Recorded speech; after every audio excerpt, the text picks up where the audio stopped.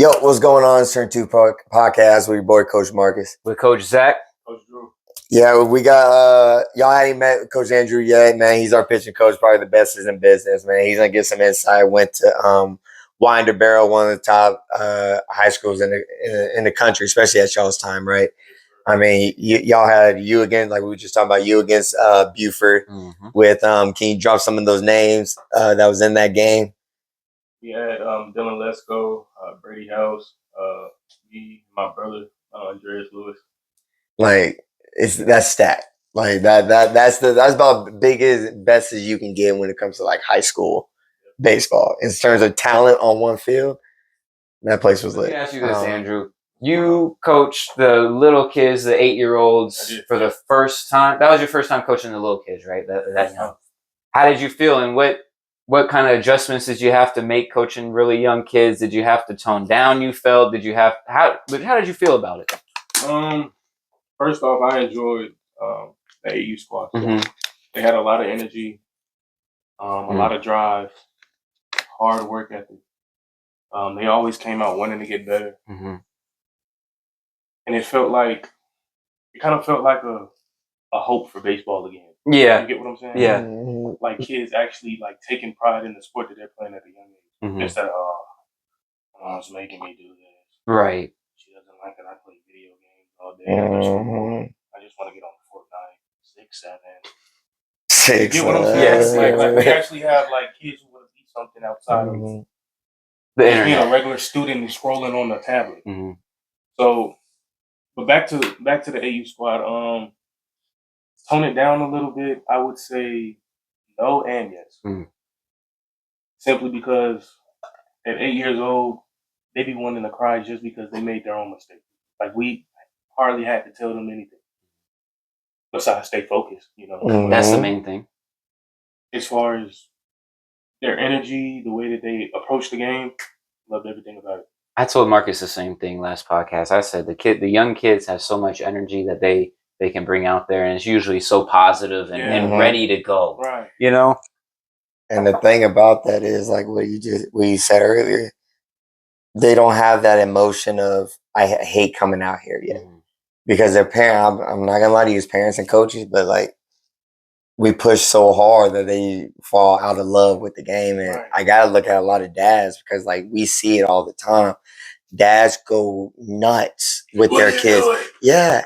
Just go crazy on your kids, bro. Like, he's 8, bro. Yeah, he's 8. He's a little guy. Like let them enjoy the game for a second. Gotta fall in love first. Yeah. And so many of them, by the time they get to 10, 11 years old, they're just like burnt out. Yeah, burnt out. Like he's probably out there about to start yelling at me. I'll boot the ball if I don't catch this ball. If I don't hit 3 for 3, it's like it's just whatever. Because I mean, this game is all about failures. You're failing way more, 10 times more than you're gonna succeed. So that means that old pops in the stands or crazy mom in the stands, or if you have a crazy coach, they on you way more than they're building you up. Yeah. So they make a 0 for 4 feel like a 0 for 10. They near 0 for 20. Like, dang, I ain't never hit a baseball. Like, you can't act like you can't hit the ball. I told you, keep your elbow up. You got to do it. And you do make one adjustment. That's what you're supposed to do. That's what you're supposed to do, boy. I've been telling you this. I told him at home if he just did this and this, boy. Right in the car ride. This is what you got to do. Man. Hey, the best ones be the ones that Coach. I talked to the boy on the way here. He feeling good. He feeling ready. I said, "Who feeling good? Feeling ready? You? Yeah. You got ready to play this. Yeah. You ain't getting a little box. Your son's just like, yeah. Dad. Now you got to teach the kids pitching, and they've never pitched before. How did it feel to help them create good habits and learn the basics in the beginning? You're teaching them. You got a clean slate, Andrew, and you got to teach them how to pitch. That had to be fun. It was a lot of fun. It's challenging. It was a lot of fun. Challenging as well. I will say. It's challenging. Them trying to get an understanding of how the body works and what gives power, what gives weakness, what keeps me stable, what throws me off. Those small things at such a young age, that was the most challenging part, I would say, for them. Yeah. For sure. Feeling. Yeah. Feel the right things. Just understanding how your body's supposed to tell you Right. And they're still learning all that. Yeah. That was the biggest part.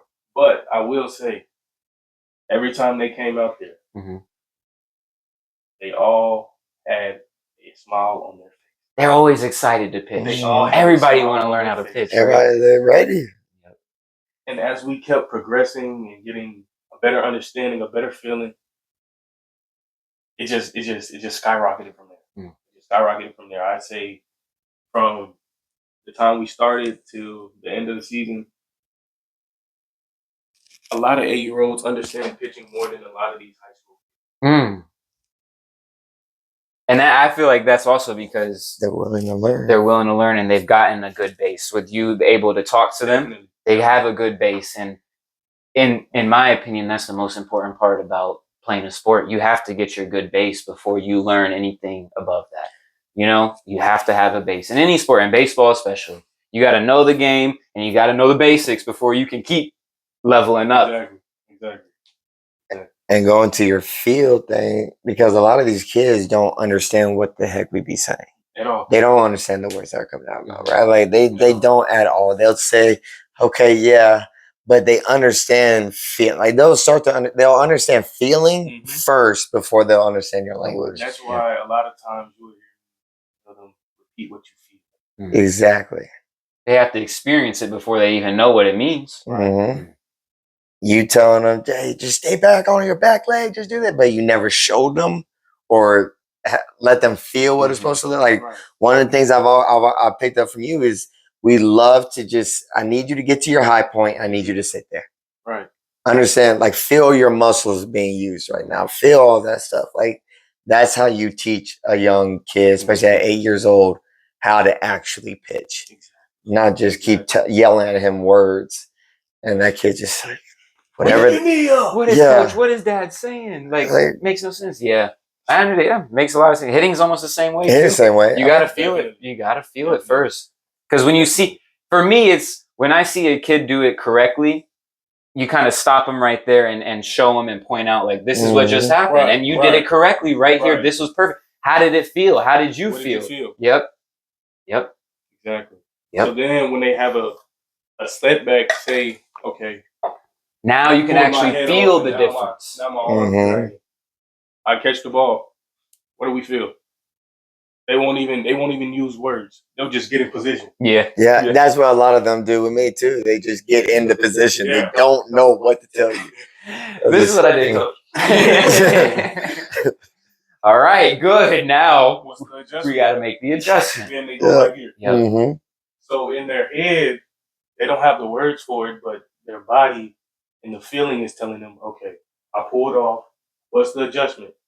Getting out in front. They don't have the words for it, but as long as they can understand what they need. The body motion. Right. That's their base. It's just a different language. Yeah. It doesn't have to be English. Yeah. But as long as you can understand yourself, who cares? That's how it is. That's all it is, man. But yeah, let's go. You want to go into some of these questions we got real quick? Let's roll through these. All right, the first one. I always give an honest opinion. All right, let's see what this one says. It's a 10U team. Okay. We recently found out that my son's head coach is coaching another travel ball team. His son plays on both teams along with a handful of our current travel team players. All close friends of theirs. They playing two travel. The coach and the coach's son coach handful of teams. And this mom or dad seems to be left out of the situation. Listen, this was kept a big secret throughout the season, and even the kids were told not to say anything. Since my son found out, he now wants to play for a second team in his free time come spring. Okay. I've been told by parents on the team that if our coach finds out, he'll be upset and my son will be penalized.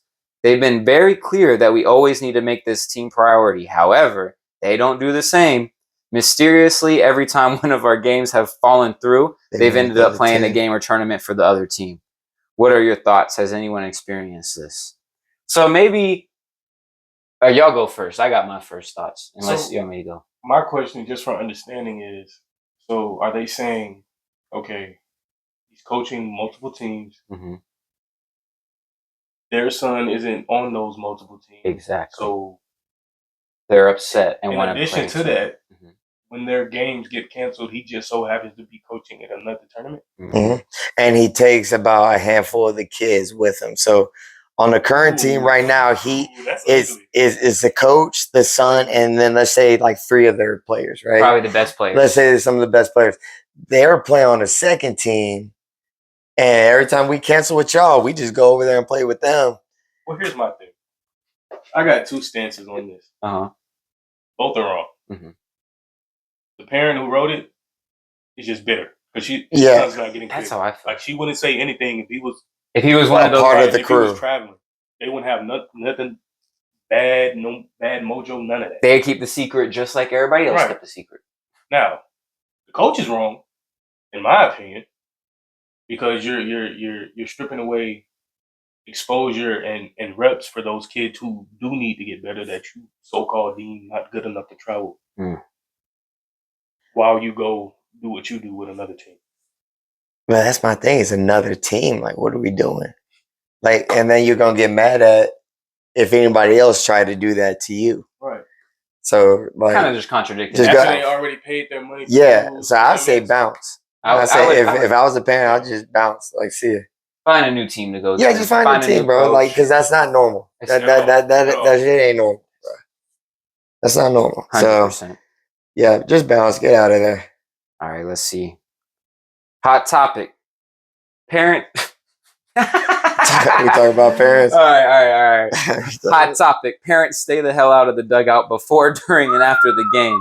There is never, ever a reason for you to be in the dugout unless coach calls on you in the dugout. Preach it nice and loud, baby. Preach it nice. You're allowed in the dugout is if your kid just wore one off the face. Yeah, and then then we gonna send him out the dugout so he can get medical attention. Like if he needs something, he need to go get what he needs. I mean, you can come in the dugout and get his bag after he done been off the field. Right. Like we had to pick this man off. We still got a game to go. But other than that, no. And I think throw the water over the fence. But like Marcus always told him, get your water and Gatorade beforehand. Before you get it when you get there. I mean, you should because you don't know when you're about to be thirsty. Get your Gatorade, put it in your bag, and get ready to play. Bring a small cooler. Bring a cooler if you really need more. No, but stay away from the dugout, bro. Yeah, these parents don't understand. Like you taking attention away from your kid. Your kid already got ADD. Like your kid already got ADD. Like we can't and then you're coming up behind the fence every 3 seconds trying to tell them something. When we just said words don't mean nothing to them, bro. They don't drop your back elbow. Yeah. Like that doesn't mean nothing to them. Yeah, it's useless. Just support your kids. It's a big distraction at the end of the day. Mm-hmm. Super distraction. And you're giving your kid anxiety without even I feel like you're supposed to be in sports so all your attention is on that one thing. Don't take your attention. Don't let your kid get the attention off the one thing. Right. Let them focus. Let them lock in and be a kid and play the game. When I was a kid, my dad was my coach. But when he stopped coaching me, he would sit in right field. Yeah, because you know why he knew he wanted to be away. He could still see clear view of the field. But you can't hear him. Yeah, you know he's probably out there talking his stuff. Right, and on the way home, we'll go. Have a conversation in the car. But all that riffraff at the dugout, what are we doing? I mean, think about it. The kid here is hearing it from coach during the game, from you during the game, and then the car ride home. It's probably 10. It's an hour. It's an hour. Yeah, it's an hour ride home, and all you can do is sit back there, just hear how bad you suck. Staring out the window. Yeah, just staring out the window, not even in one ear, out the other. Mm-hmm. Let's see what this person got to say. My son is 9 and did not make the travel team. Okay. While I can't accept that he didn't make it, it's the reason I struggle. He is hard on himself, but as I have been told, not mean towards teammates. Maybe he's not mean towards teammates. It bothers me because boys that made it have horrible attitudes, and I have heard them say rotten things. Okay, small town with lots of baseball drama, and I can't help but think because he isn't well liked or popular, have a big last name, and blah, blah, blah. Okay. So this guy's upset because he feels like politics got his son. That's how everybody feel like when you're not that talented. Look, come on. You're 9 years old. It's not the end of the world. Yeah. Go practice and play catch with the boy and throw batting practice to him and see what happens next year. And truth be told, he probably not even stressing as much as the parent stressing. No, I wouldn't. The parent probably just overthinking it because I mean, why are they going to bashing other kids? Yeah, I don't know. That's how Talking you about know. kid, bitter. You already know who I'm thinking about. Oh, I already know. Yeah, like it's the same thing. Like you're so worried about how the boys are acting. They're boys. Right. They're supposed to be a little bit mean to each other. They're supposed to say some nasty things to each You're other. supposed to be foul to each other. You're supposed to be You're supposed to beat each other up. It's part of like us Being a growing boy. up. Part of Yeah. life. It's part of life as a man. Yeah. Like I don't. Everybody not gonna be goody two shoes. No. Strawberry shortcake. Stop calling your kids so much. You get what I'm saying? Some people might spit in your face just for no reason. Just for no reason. How you gonna react then? The world gonna do it to you. Go cry. Just for no reason. Go cry to mommy and daddy. Speed down. Speed down. Yeah. Hey, the first comment on that post just says the boy is 9. It's not a big deal. It's not a big deal. Exactly. Like, relax.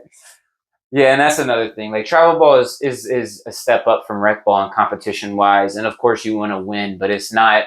Your kid isn't going to be made a major leaguer at 9, 10, 11, 12, 13 years old. And they just said like that was just one like tryout, right? That's just one tryout. That's one team. That's another thing. There's a million teams. Go find another. A lot of parents think they got a 5th grade Austin Riley. Right. No, it never works out that way. It never. All right, let's see. Advice needed. All right, we might be able to give some advice. This fall, my son's first travel ball season. He's only played baseball for a little over a year, but he has worked really hard and improved a lot. We purposely joined this team because the coach said if it focused on development, not winning. And since it's not a winning team, we thought he'd get more playing time to learn. But he spent 99% of the entire season on the bench, like average 10 minutes play for every entire weekend. He never misses practice, gives full effort, yet gets pulled quickly for a mistake while others stay in despite many errors. Even for the kid hardly goes to practice, we'll get a lot of play time. Dang, this team also really wins. Exactly. What the hell? Oh, rarely wins. I'm sorry. All right. Yeah, I was going to say you didn't even have to keep winning. I mean, read it. Keep reading it. Because, for one, it's already over-exaggerated. No kid plays for 10 minutes in a baseball game. This isn't basketball. This isn't football. This isn't none of that. So he played half an inning, 2 outs? Not even. Like, if he averages 10 minutes, I'm thinking like 1 out, the last out of the game every time. What's going on here? I mean, if you're already on a team that's not winning and you're constantly the one on the bench, that should be a reality check saying, I need to go to work. Thank you. I need to work on things. And another thing, I wonder how many kids are on this team. If there's only 10 kids, how they, you know what I'm saying? Why don't? Yeah. Nah, I don't. I mean, know. he respectfully, he can't be that good if he. Respect. Yeah. Yeah. At 9. Yeah. But again, you pay this money and you think this should happen. That's not the way the world works, man. If you want that, go stick with rec ball. I think so too. You have to play in rec ball. You're not allowed to sit the bench for too long. And we can't be delusional. Right. Right. You gotta accept your kid how it is. And if they're not that good, it's okay. Just like we said, they gonna get better. Get the work go in. Get the work. They're gonna get better. And all they said was that they didn't win. They didn't say that there's kids that he's better than on the team. None of that. All right, y'all ready for this one? Yeah. Coach says we're practicing 8 a.m. to 11 a.m. on Thanksgiving Day because we have a tournament that weekend and he has to work on Friday. Is this the most ridiculous thing you've ever heard? How do I tell him nicely that it is family time without him retaliating against y'all my making son? This up? Yeah, that got to be made y'all up. Making this up. That got to be made by. But bro, if you can't tell coach that you're not making it a practice, something's a problem. Yeah. You're a little scared, or is he the only coach? I would assume so. I'm assuming so. It's probably just him. Talking about 8 to 11. That's 3 hours too, bro. You tripping? Tripping? Yeah, no, you gotta wake up at 7. Yeah, I'm not doing that. And it's Thanksgiving. Yeah, good Thanksgiving. We cooking all day.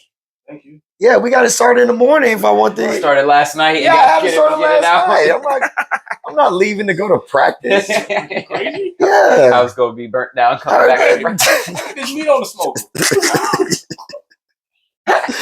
No, I mean if that's true, I'm just telling like, nah. I mean, if you mad, you mad. Like, like I'll go find another team to play for in the spring. Right. Like, it made me think when somebody said, "Coach, it's Halloween that day." You were like, "Oh yeah, my bad. I forgot it's Halloween." Like, y'all go have fun. Y'all go have fun. Like, my bad. Just a simple comment. The coach would probably do the trick. That's crazy. 8 to 11 on Thanksgiving Day. On Thanksgiving, bro. Marcus. Ain't no turkey. I mean, football start at In the morning. In the mornings, don't it? Start at noon, I think. Start in the morning, so we're not making it, coach. Oh, what is this one? Hold on.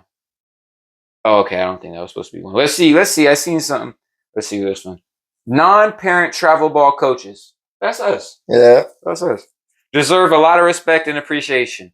Well, that's nice. Because they have to actually travel and spend time away from their families to coach other people's kids for very little money. Don't expect them to appreciate your excuses as why your son can't attend practices, games, or tournaments when they are making the sacrifice to be reliable and dependable.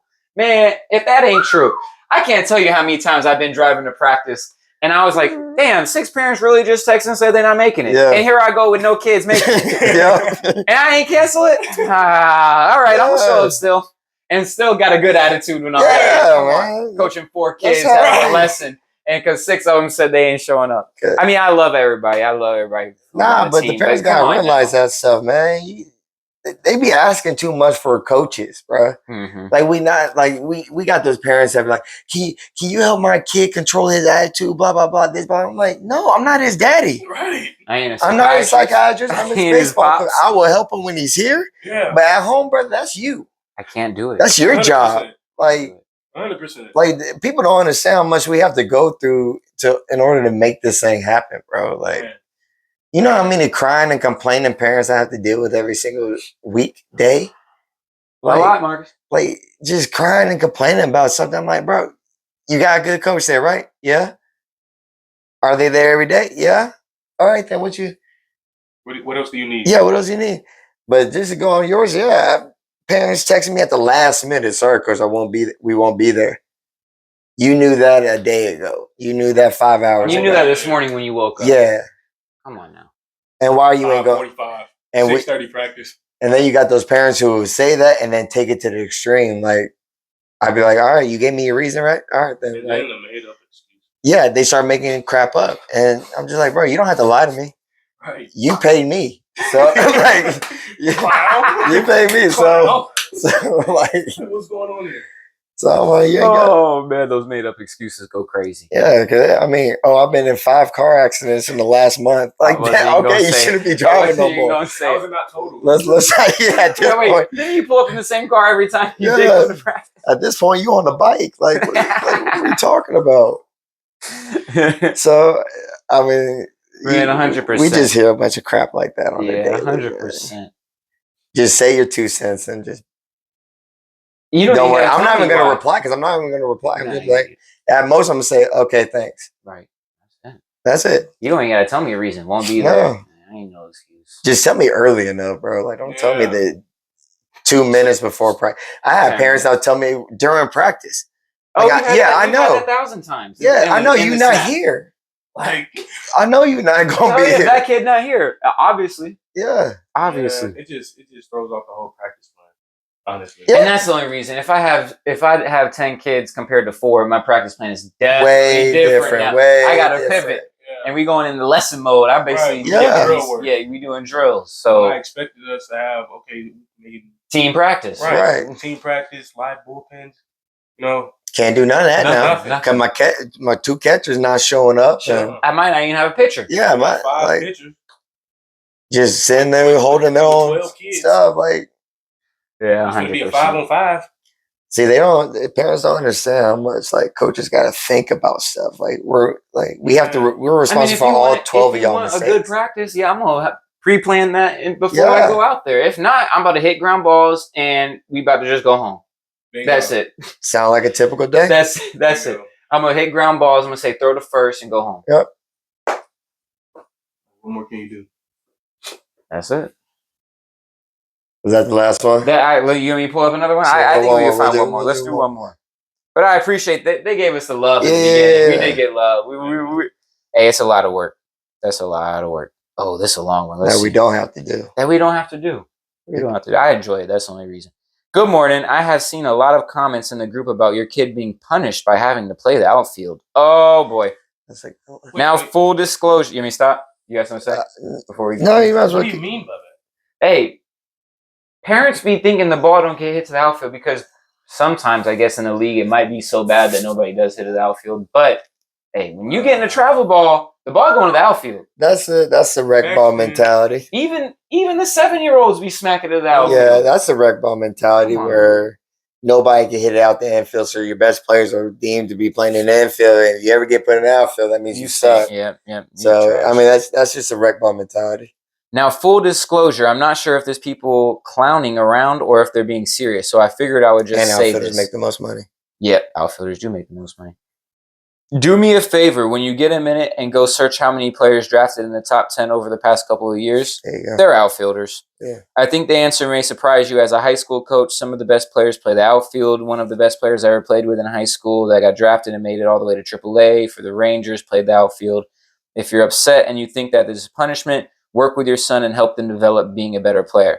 Please don't treat playing the outfield as punishment because that's not even close to being true. Yep. Help them develop into being the best player that they can be. That way, if they have to play the infield, they are ready. Or if they need them to play the outfield, they'll be ready. And you'll embrace it with open arms. So, I mean, how many games have we won and lost simply because we got outfield that can't catch a freaking fly ball?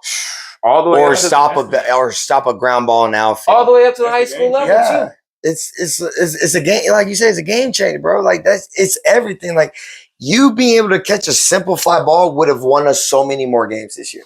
And mind you, like just a simple fly ball. But here you go looking like just looking crazy, and the ball's landing back there. Like come on. Anything hit to the outfield, if there's air, that's probably two bases. It's two bases. Probably two, maybe three. Right. So compared to an infield error is maybe a base. One base. Maybe a base. Because the outfielder hopefully is behind you, backing you up. Outfield's super important. No, I think it just goes from rec ball, man. Nobody wants to play outfield and rec ball, so they all think that the kid sucks in right field. And what a stigma to have. The best player. Yeah, like right strongest arm on the field. Right. Like it's that's pathetic. It's a terrible way to think about it. I've even dealt with that this year, bro, where people are like, my kid only plays outfield and he's playing. No, he can't play the infield, but he can catch a ball in the outfield. He does great in the outfield. Yeah, he can read a baseball, but he can't keep his glove down. He can't keep his glove down. That's just how his cookie crumbles. So go home and work on it with the kid. You're right. If you want him to be the next Jose Altuve or something. Who else? Next best Billy infielder. Hamilton. Yeah. If you want him to be the next Jeter, Cano. Yeah. You got to work on it, man. Get your glove in the dirt. Let's get some reps. Yep. And sometimes kids are just more gifted at catching pop-ups so they can track the baseball and run and go get it. Right. That takes a lot of talent. We got a lot of kids. Well, I won't say a lot. But we do have a select few that know how to read and track down the baseball. Mm-hmm. Mm-hmm. But they can't keep their glove down to save their life. Nope. So you're just a natural outfielder. Right. And that's okay. That's perfectly fine. That is perfectly fine. And then you got the parents who the opposite. They go to outfield. The kid goes outfield. They get mad at you because they think that they should be put in the infield now. And the kid thinks that same thing too. It's like, I gotta play the outfield, man. I should be playing over there at third base, first base, man. And now you out there soaking in the grass. Next thing you know, you got a pop fly. You got a pop fly hit to you. You're not ready because you got tears in your eyes. Right, now it look like you can't play nothing. No. Now it look like you about to come sit right here with me. The position is right then. Like we always say, Marcus, let's start with the parents. If the parents aren't positive, the kid's not going to get that positivity. Give me your kid anxiety. Give that poor kid anxiety. One more question. I seen something about fundraising. You're pretty good at fundraising, so let's see. Fundraising seems to be sore subject with parents on our team. With rising costs this season, I want to teach the kids that money doesn't grow on trees and fundraising is a part of it. Some parents are interested in raising money while others just write a check. How do you manage handling fundraiser efforts with such differences in opinions? Invite the entire team to join, but only those who show up split the money? Because they're asking questions. How do you keep it from splitting amongst the entire team where only 4 out of 12 kids participate? Well, the kids who ain't participating or not the kids, but the parents who ain't participating, just have them pay the fundraiser goal. That's what I was thinking. Yeah. Like that's what we had. I had to do this year. A lot of parents don't want to fundraise. They got enough money. They want to write checks. They don't want to ask their family for money. Right. So they just want to write a check. Like, okay, you donate yourself. If everybody's goal was $400, then write the check for $400. Parents like, oh, okay, no problem. We'll do that. Because that's how I feel. Most parents who don't want to fundraise probably have the money. They got They're the just money. like, I'm not about to go sell or beg or do Yeah. whatever it is. So just get them to write run the check. everything like normal, and everybody gets to participate because everybody paid in. Yep. No matter how you got the money, you got the money. Right. Like, just take it and take it for what it is, man. Mm-hmm. Some of these parents don't want to do that stuff. But fundraisers can be a delicate situation for some people. Man. But I mean, I think it's so easy now to the point to where you can just get people with 20 emails, and the company does all the fundraising for you. You don't have to ask a single person. You're just going through life. Emails. Yeah. You just providing contact information. Yeah, so I mean, that's what we did last year, right? Yeah, fall, I should say. Yeah, that worked out well. It worked out well. I'm gonna do that again, and we doing it over at Peachtree Academy too. It's a great way to fundraise. Yeah, that is a good way. You don't have to do the work; just provide the content. Yeah, the ones that we have to like sell goods and stuff. Like I don't like doing that, like selling, because it just don't make that much money. People don't want to buy a $50 bag of popcorn. No. That popcorn is so expensive. It's expensive for just a regular bag, and it got some flavor and dust on it. Come on, man. Average popcorn for 50. It was literally $50. And it's like a 50. It's a 50-50 split too. So let's say it's 50. You only getting $25 of that. With the school chocolates. Yeah, right. The dollar chocolates. You damn right. You right. But yeah, you got one more in there. Let's see. All right, one more for y'all. Here's the truth. Kids don't want to hear your voice when they're at bat. Oh Lord, we already on set. They don't want to hear your yell advice. They want to hear you scream. Yeah, we already got that. Yeah. Parents. Go ahead, Andrew. It said this comment said, "Youth baseball is not the Girl Scouts." Bro. Oh, they're getting upset with team bonding. Their coach must have had the team bonding just going crazy. Team bonding is fine once in a while, but turning every weekend into a social event to make parents feel good is ridiculous. Team dinners, matching shirts, constant group outings. None of that makes a kid feel better or makes a kid better at baseball. It just makes it harder for the serious players to focus on what matters. This is baseball, not a community therapy session. Hey, coach might need some friends. They down bad. Yeah. Coach might just need some friends, bro. How do you expect them to bond? Like, I mean, I will say, when we had that PCB meet at the beach, they did love that. Yeah. But we don't do it a lot. I'm about to say, we might have team events like once or twice to begin in the season and to end the season. And PCB, because everybody already there, we might as well do something. But I will say, like back in the day when we were playing, I mean, we went to team dinners a lot after tournaments. No, like I remember, but I feel like most of us got along. Like everybody was friends with each other. I don't know why he's so mad. Yes, most of us are friends. That's what's missing. There would be a couple parents that would like just go straight. And maybe that's why he forcing the team to always be together, because they know they don't know each other outside of the team. True. So I mean, coach is bugging though. Like, you're doing too much. Yeah, if coach got that every weekend. But also the parent, like, why are you so mad about it? Maybe they have to pay for everything. Like the coach ain't paying for it. Like the parent, like, gotta go to another freaking Chili's for another $50 meal, bro. I got 3, because you got the parents. I got 3 other kids. Yeah, true. And now we all have to sit here and eat. And that's a $200 bill. That's a $200 bill that you already paid $500 for the tournament. Let me finish. He got another paragraph. Let the coaches coach. Let the kids play. If you want to yell, go for a run, not the fence. What? If you want to yell. Oh, the parent. Oh, not the fence. The best thing a parent can do for their child in baseball is to support them quietly, trust the process, and remember that the growth and not your ego. That's what we tell them all the time, man. Stop yelling. You yelling at your kid mid at bat is not doing anything but giving him what, coach? Anxiety. Word of the day, y'all. Anxiety, bro. Y'all. Those kids that always are constantly, like, after every pitch looking back at dad saying, yes. You think, as you're reading that, I'm just sitting here having a flashback of a certain individual. A lot of them. I thought of everybody. Yeah, we've experienced. We haven't coached long, and we've experienced. It's all the time, bro. Experienced a handful. They and we talking about young and old kids. They be out in left field yelling at the boy in left field. Mm-hmm. Like, stop yelling at this kid, bro. They'll be yelling at him when he at the plate. When he go back to the dugout, they got their finger through the fence. When they go out to the field, in the outfield, they run out down the foul line. And mind you, meet them halfway. Like, you just take him on that 3 times prior. In my experience, the most talented dads shut up. Oh yeah, all The ones who didn't make their varsity high school team or didn't get past JV or whatever it was, who just fizzled out by 12U, those are the ones that are bugging out. The ones that are yelling at their kid to do all these mechanics that you can't even do right yourself.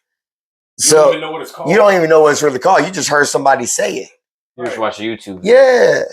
So I think, yeah. I mean, like we said earlier, bro, like a lot of these kids are gonna be done playing baseball because of y'all. Yeah. They're gonna quit baseball. They ain't trying to hear all that.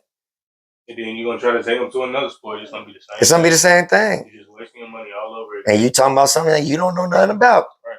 You're gonna go play golf, start talking about swings. You ain't never played golf before. And you just think you know it.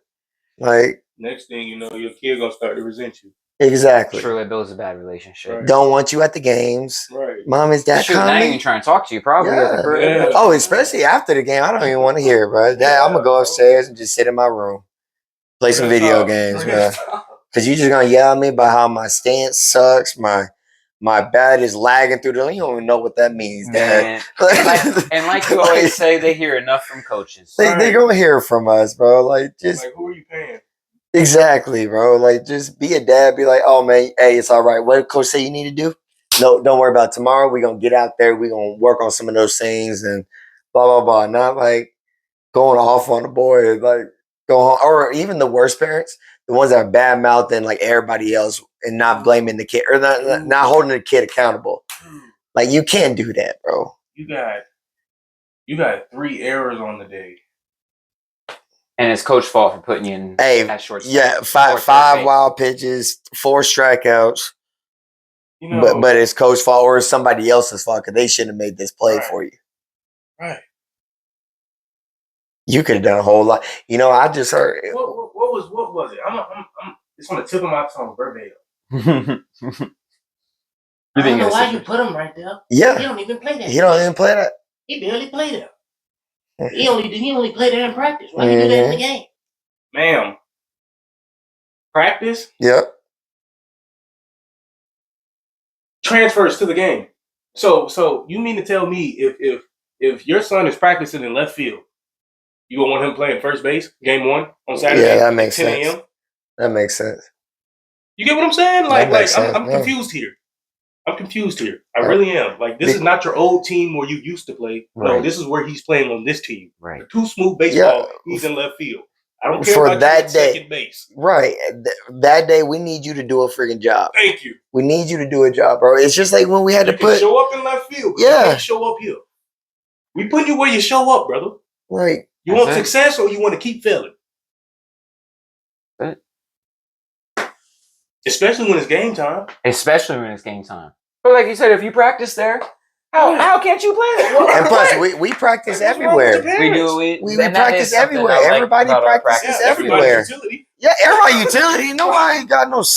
You're 10, 11, 7, 8 years old. You need to learn everything. You need to learn the game. Yeah, talking about I just played third base or first base or catcher. Like, get out of here. No, you don't. He's trying to You're not good enough for that. You're not good enough for that. I like only third base coach. So you don't decide what position you play. Exactly. Getting into that age for recruitment.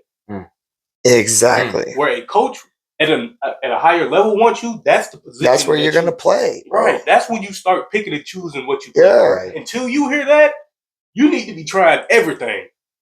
Because you never know. Right. Because, I mean, like, you go to high school, bro. Let's say your brother's ahead of me, right? I was the top dog catcher, too. Your brother ahead of me, he at the high school. He already at Winder Barrel. I'm coming in as a freshman. If I want to get on the field, it ain't going to be catcher. Nope. That your junior and senior got the he got it. His brother got it. So and then I'm like sitting there like, oh man, too bad in travel. Nothing. Yeah, too bad in travel. My mommy always told me I had to play catcher, so now I can't play the outfield, the infield. Now coach is like, what else do you play? No. Oh, nothing. Okay, wait, what? Yep. Okay, go sit down, man. I ain't even trying to look at you. You're gonna be a bullpen catcher, bro. Like, just get out of my face, bro. Like, what you mean you can't play outfield? It's not like you don't know about the street credibility of that player, right? Before you come into that high school, right? It's just like you gotta be able. you gotta have some awareness. No, I agree. Yeah, you got to know who's ahead of you. Yeah. You got to know what you're about to get yourself into. If you're calling yourself one of those guys, Yeah, you know who's ahead of you. True, one of those guys are doing that. Yep. Like 8th grade, middle school, You're kind of looking. right. Just start going to the high school games before you even get there. Then next time you see coach, You get like, what I'm hey, saying? coach, I need to Introduce play a yourself. little bit more outfield, so that way when I get to high school, I have a position. Right. No, 9 times out of 10, the coach knows you're coming there. Yep. If you're one of those guys, Right. You get what I'm saying?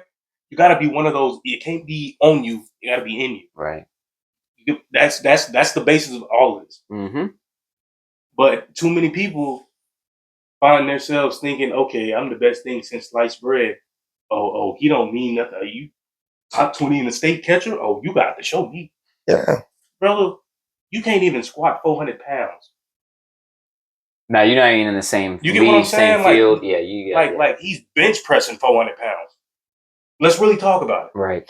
because like going to that, like you could be playing travel ball the whole time, but you've been a single A, double A guy, and then the other kid been a triple A major kid or his whole career. Mm-hmm. Bro, you might have been the best catcher on your single A, double A team. Congrats.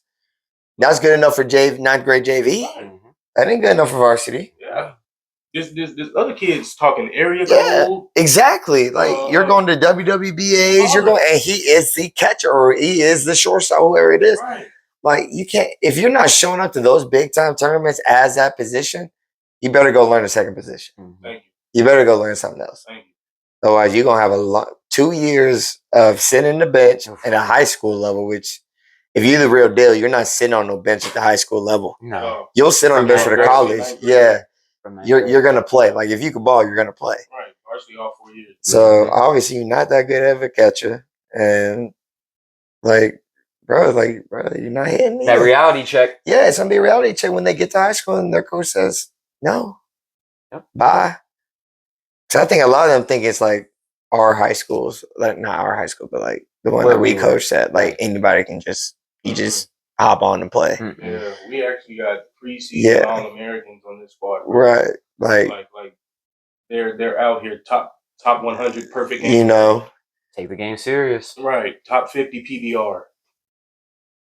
that's it, bros. So, hey, that's gonna do it for us, man. We gonna wrap it up, man. I appreciate having Coach Andrew, Coach Zach with me, man. This is Turn2 Podcast. We out.